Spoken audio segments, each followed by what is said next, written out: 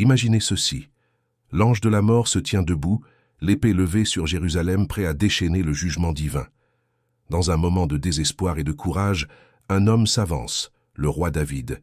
Il offre une prière si profonde qu'elle arrête la main même de Dieu. Une seule prière peut-elle vraiment changer le cours du destin? La réponse est un oui catégorique. L'appel sincère de David a non seulement épargné une ville, mais a transformé le cœur de son roi. Alors, qu'est-ce que tu attends? Faites-nous savoir dans les commentaires d'où vous venez et comment Jésus a accompli des miracles dans votre vie. N'oubliez pas que Jésus vous bénira aujourd'hui et sera toujours avec vous. Les messages cachés dans les Écritures dévoilent souvent les couches profondes de vérités spirituelles qui ont traversé le temps et l'histoire, parfois obscurcies par le voile de la fragilité humaine. L'histoire du recensement du roi David, trouvée dans 2 Samuel 24, 1-10, offre un tel déploiement de messages cachés où les mouvements et les jugements célestes dansent puissamment en réponse aux actions humaines. Un récit d'intimité divine et de responsabilité qui ne ressemble à aucun autre. Alors que nous observons David, un homme selon le cœur de Dieu, alimenté par un enthousiasme divin indéniable, mais non immunisé contre la propension humaine à l'erreur, nous entrons dans une sombre réflexion. Ici, David succombe à l'attrait, orgueilleux de l'autonomie, saisi par le désir de quantifier la puissance de son royaume à travers un recensement. Cet acte, bien qu'apparemment bénin, dévoile un gouffre dans sa confiance dans la provision de Dieu. Dans la décision de David de dénombrer son peuple, nous voyons une déclaration implicite d'autosuffisance alors qu'il donne la priorité à la force et au potentiel humain plutôt qu'à l'assurance et à la direction divine. Ce moment de fierté n'est pas simplement un faux pas personnel. Il monte dans des domaines que nous ne pouvons pas voir immédiatement. Le récit bibliquement documenté suggère que David a été incité, potentiellement par une influence extérieure, reflétant le combat spirituel invisible en jeu. C'est là que réside la gravité spirituelle de son action, un écho de désobéissance résonnant à travers les dimensions. Le choix de David a catalysé une brèche qui s'étend au-delà de la compréhension humaine, provoquant des effets d'entraînement qui attirent l'attention divine et nécessitent une action céleste. La sévérité du recensement de David révèle non seulement une erreur de jugement, mais témoigne des implications spirituelles plus larges qui surviennent lorsque, loin de Dieu, s'éloigne de son chemin. Cette élévation de la force, humaine au-dessus de la direction divine, crée un vide spirituel où le jugement attend à la périphérie, nous rappelant que le pouvoir et la responsabilité sont tissés de fils de responsabilité dont même les rois doivent répondre. Dans sa relation avec David, Dieu énonce 3 choix de jugement difficiles, soulignant de manière frappante le sérieux de l'action entreprise. Avec ces options, famine, défaite militaire prolongée ou peste, chacune d'elles comporte de profondes implications pour le peuple que David a été chargé de berger. Cela met à nu une réalité souvent inconfortable dans sa réflexion. Les péchés du leadership entraînent des conséquences qui dépassent les limites personnelles, s'étendant aux personnes impliquées et au-delà. C'est ici que le récit divin prend une autre tournure transformatrice. Grâce à ces options, Dieu n'est pas seulement une divinité de punition, mais aussi de but, accordant à David un espace de repentance, de réflexion et de choix, au milieu des conséquences inévitables. Il illustre la gouvernance de Dieu, non pas par une simple rétribution, mais par le rétablissement de l'équilibre moral et spirituel, catalysant l'introspection et la croissance. Alors que le déroulement de ces événements ouvre la voie à une intervention angélique, nous voyons l'interaction de la justice rendue avec une précision d'intention divine. De cette démonstration, une leçon cruciale émerge. Cette autorité accordée par le divin exige la plus grande intégrité, car les conséquences de son utilisation abusive se répercutent partout. Les choix éventuels de David reflètent une âme aux prises avec des responsabilités à la fois personnelles et communautaires, insérant l'humilité dans le tissu même du leadership. Bien que les jugements présentés soient intimidants, ce récit invite les lecteurs à pénétrer dans les canaux plus profonds de l'amour et de la justice divin, qui peuvent confondre la compréhension humaine, tout en s'alignant sur un ordre spirituel plus vaste. C'est un récit qui invite les dirigeants de tous les domaines à atteindre un niveau spirituel plus élevé, les exhortant à s'attacher aux dispositions et à la sagesse divine de peur de faiblir sous le poids de leur propre orgueil. À mesure que nous approfondissons ces passages, le jugement qui suit le recensement de David devient plus qu'un événement historique. Il devient un symbole intemporel de l'équilibre complexe entre l'autorité et la responsabilité, pesé au sein de la cour céleste, un équilibre maintenu par un Dieu à la fois juste et relationnel, tissant la rédemption même à travers le jugement, ramenant les dirigeants à lui avec des fils de justice, de miséricorde et l'espoir infaillible de réconciliation. Alors que David se retrouve aux prises avec le poids de ses choix, le récit divin change radicalement pour dévoiler une scène de crainte et de terreur céleste, une image du jugement capturée avec une grande clarté dans 2 Samuel 24. 15-16. C'est ici qu'apparaît l'ange de la mort, présence redoutable, envoyé par Dieu pour exercer le jugement contre Israël. Il ne s'agit pas d'une simple figure métaphorique, mais d'une manifestation tangible de la colère divine, sûrement mystérieuse et effrayante à contempler. Dans le contexte d'une ville non préparée à l'ampleur du châtiment divin, l'ange se tient debout avec une épée levée sur Jérusalem, projetant une ombre menaçante qui en dit long sur les conséquences irréversibles. 70 000 âmes succombent à ce jugement, leur vie étant le résultat direct d'une brèche spirituelle provenant de l'orgueil royal et de la désobéissance. Cette scène incarne une intervention cataclysmique où le jugement n'est ni différé, ni déguisé. Au lieu de cela, il est douloureusement direct et dégage une autorité ancienne qui résonne des échos de l'ordre cosmique. L'image de l'ange recèle une dualité, à la fois un rappel du pouvoir de Dieu sur la vie et la mort, et un témoignage du sérieux avec lequel Dieu considère le péché, en particulier lorsqu'il implique ceux qui sont mis à part comme ses dirigeants. À ce stade narratif, nous devons réfléchir à l'implication plus large des messagers angéliques agissant comme agents de jugement. Ces êtres, souvent perçus comme des protecteurs et des guides, incarnent désormais la justice divine. Cet ange de destruction particulier n'était pas une figure solitaire dans le récit biblique. Une référence à ce rôle angélique trouve une résonance dans Exode 12 lors de la Pâque, lorsque l'ange fut chargé d'exécuter le jugement sur l'Égypte, épargnant uniquement ceux marqués par le sang sacrificiel, une profonde préfiguration d'une couverture rédemptrice. Dans 1 Chronique 21, parallèlement au récit de Samuel, nous rencontrons à nouveau cet être doté d'une autorité cosmique, prêt à déclencher la destruction.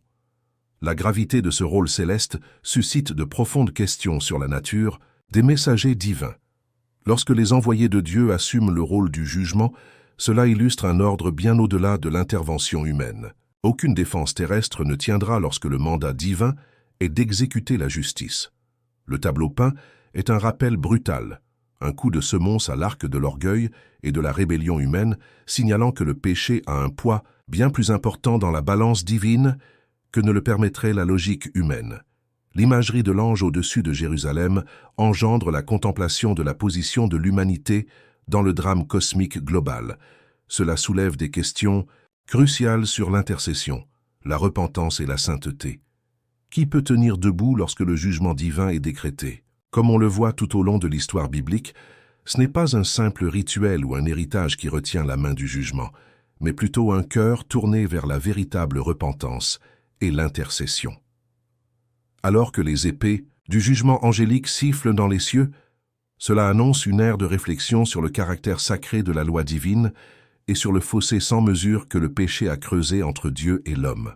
Alors que nous réfléchissons à ces événements effrayants, la réalité du châtiment divin contraste fortement avec nos présomptions modernes d'autonomie et d'impunité.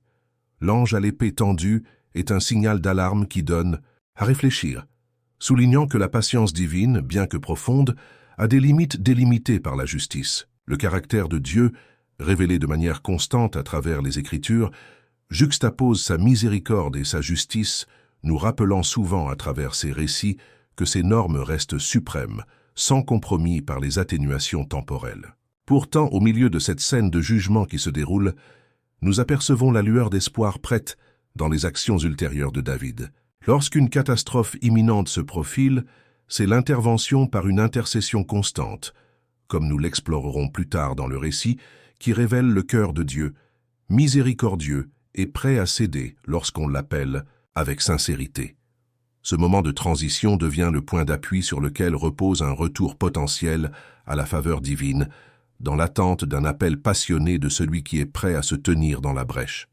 Ainsi, ce récit de l'ange de la mort ne concerne pas uniquement la peur, mais plutôt une toile plus large, illustrant la profondeur de l'interaction divine avec l'humanité. Chaque trait de jugement écrit sur l'histoire sert à la fois de châtiment pour provoquer la repentance et de toile de fond soulignant l'opportunité implacable de rédemption offerte par Dieu. Alors que l'ange se tient l'épée levée sur Jérusalem, arrêtons-nous avec une profonde conscience que les scripts de l'intention divine sont à plusieurs niveaux, nous engageant dans un appel impérieux à nous aligner sur un royaume qui valorise la sainteté, transcendant les dimensions célestes et profondément enraciné dans l'amour et la justice éternelle. Au lendemain de l'avancée dévastatrice de l'ange de la mort, un silence étrange s'installe sur la scène. Des milliers de personnes gisaient, victimes d'une peste qui avait balayé le pays, un châtiment provoqué par le fait que David comptait les combattants.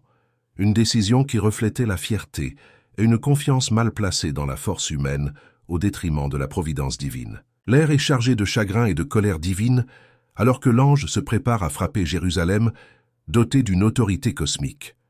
Mais c'est dans ce moment de catastrophe imminente que nous sommes témoins d'un acte extraordinaire d'intercession sincère. Le roi David, l'homme selon le cœur de Dieu, s'avance chargé du poids des souffrances de sa nation. Dans 2 Samuel 24, 17, nous apercevons un cri poignant et désintéressé. « Moi seul j'ai péché et j'ai fait le mal, mais ces brebis, qu'ont-elles fait ? Que ta main, je te prie, soit contre moi et contre la maison de mon père. » La prière de David n'est pas un murmure timide, mais un appel résolu qui transperce les royaumes célestes, stoppant l'avancée dévastatrice de l'ange. La puissance de cette intercession réside dans sa profonde sincérité et son humilité. David se tient devant Dieu, reconnaissant ses actes répréhensibles sans détourner le blâme ni minimiser son péché. Il reconnaît sa responsabilité et, dans un acte décisif de leadership et de compassion, se propose comme substitut, plaidant pour la vie de son peuple.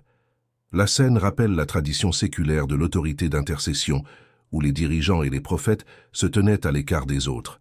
Cela fait écho aux actes puissants de personnages comme Moïse, qui a intercédé pour les Israélites lorsque la colère de Dieu s'est enflammée contre eux pour idolâtrie.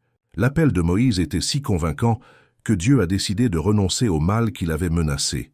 Exode 32, 11-14. De même, les négociations d'Abraham avec Dieu au sujet de Sodome mettent en évidence une autre couche d'influence d'intercession. Genèse 18, 22-33, soulignant le potentiel de quelques âmes justes au sein d'une ville à détourner la colère divine.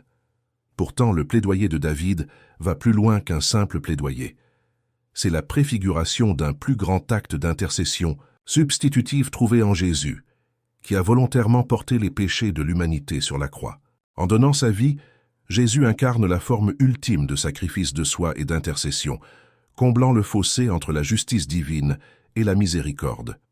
L'intercession de David est marquée par une absence d'intérêt personnel, sa volonté d'accepter le châtiment divin contre lui-même plutôt que contre son peuple est le reflet d'un véritable repentir et d'un amour profond pour ceux qu'il dirige. Sa prière atteint le ciel avec passion, interrompant apparemment la ligne de conduite fixée par Dieu.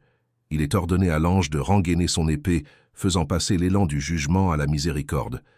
Ce récit nous invite à explorer l'immense impact du repentir personnel et le pouvoir de se tenir à l'écart pour les autres.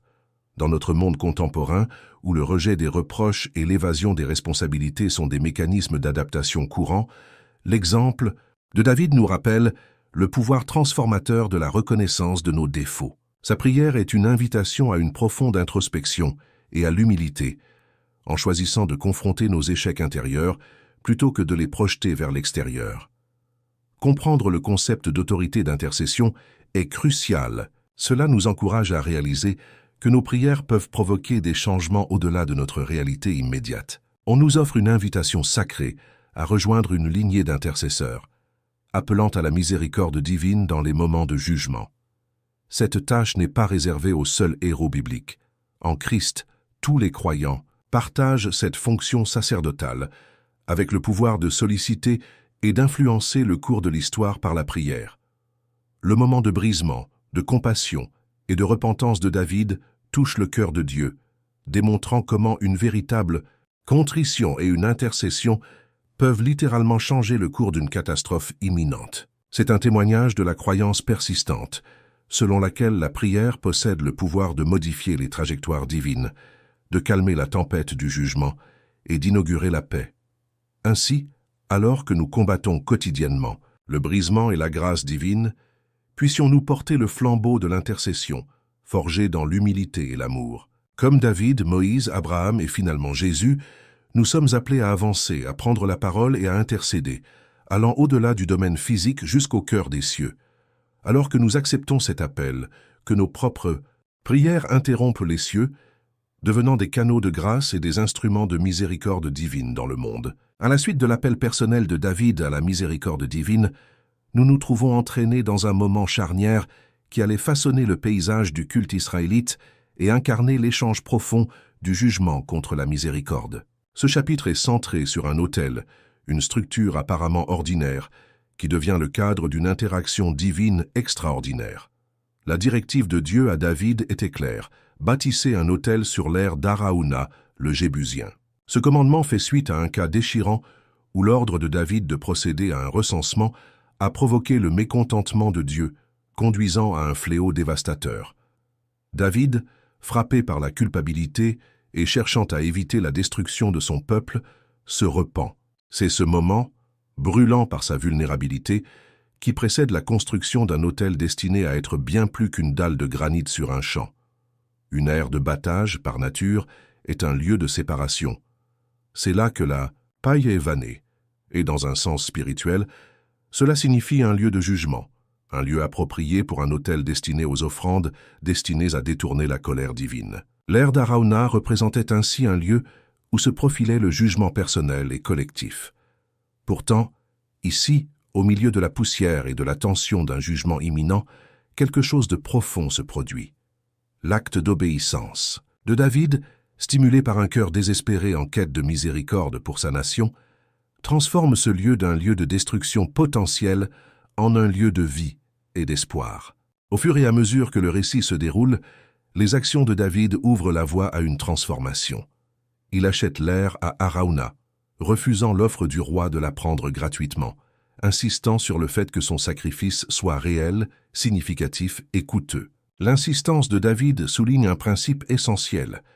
La véritable expiation exige un véritable sacrifice, une vérité qui a traversé les âges et qui s'est finalement réalisée dans le Nouveau Testament par le sacrifice du Christ. Ici, sur ce terrain nouvellement sanctifié, des offrandes sont faites qui détournent la colère de Dieu. Dans cet échange, un thème qui traverse la théologie biblique émerge avec puissance. La miséricorde de Dieu triomphe du jugement. Ce qui est profondément symbolique dans cet acte n'est pas seulement le détournement d'un fléau, mais la préfiguration d'une plus grande réconciliation à venir. De plus, l'importance de cette localisation va au-delà de la crise immédiate. Cet endroit même, sanctifié par l'autel de David, allait devenir le site du temple de Salomon, une demeure permanente où la présence de Dieu résiderait plus tard parmi son peuple. L'autel n'est donc pas simplement une note historique, mais un signe avant-coureur de la présence et du culte divin, insufflant à l'interaction des niveaux d'accomplissement prophétique. L'autel sur l'aire incarne un point d'appui théologique, déplaçant le poids du jugement vers la grâce. Il préfigure l'avenir où la réconciliation ultime entre Dieu et l'humanité sera réalisée par l'expiation. Les pierres de l'autel posées par David ouvrent la voie aux pierres d'un temple qui annonce l'approche du royaume des cieux, non seulement pour Israël, mais pour le monde entier. Réfléchir à la transformation initiée par l'autel de David, c'est comprendre la vérité profonde selon laquelle, là où la mort menaçait autrefois, le doux encens de l'adoration montait jusqu'aux cieux. Cette géographie sacrée nous invite à discerner comment les lieux de fracture potentielle peuvent devenir des lieux de rencontre divine lorsqu'ils sont abordés avec une véritable repentance et une humble reconnaissance de la miséricorde suprême de Dieu. Alors que nous passons de ce récit ancien à notre monde contemporain, cette histoire sur l'aire de battage d'Araouna suggère de puissantes implications. Cela nous incite à considérer les endroits de notre vie où le jugement pourrait être sur le point de tomber, et nous met pourtant au défi d'y répondre avec foi et sacrifice.